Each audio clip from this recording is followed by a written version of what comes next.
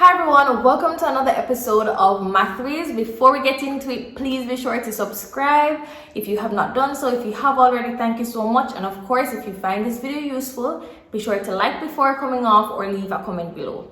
Alright, so let's get into it. The question today asks us if there's to, identify the equation of a line which passes through the point 0, 2, which also has gradient a third.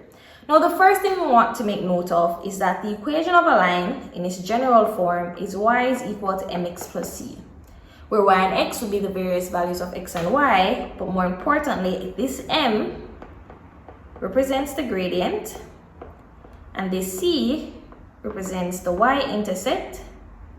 And if we've forgotten what the y-intercept is, that is where x is equal to 0, or the line x equal to 0. All right, so what does all of that mean to you? Well, we have the equation which is y is equal to mx plus c.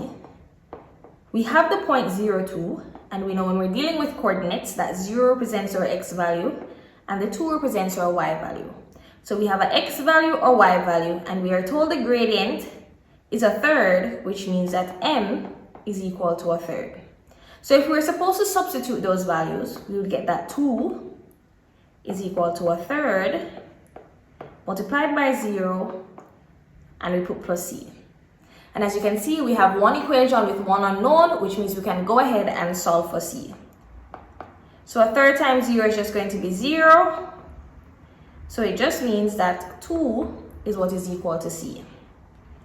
So usually when we're writing our general equation of the line, we usually need the m value and the c value. We've been told that the m value is a third, and we just found that c is 2.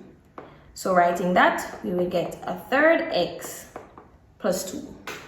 Now, if you found this explanation useful, be sure to leave a comment below. If you're still having problems with this, also leave a comment below so I can work some more examples for you. Thank you so much for tuning in. Just be sure to subscribe and like before leaving. Thank you.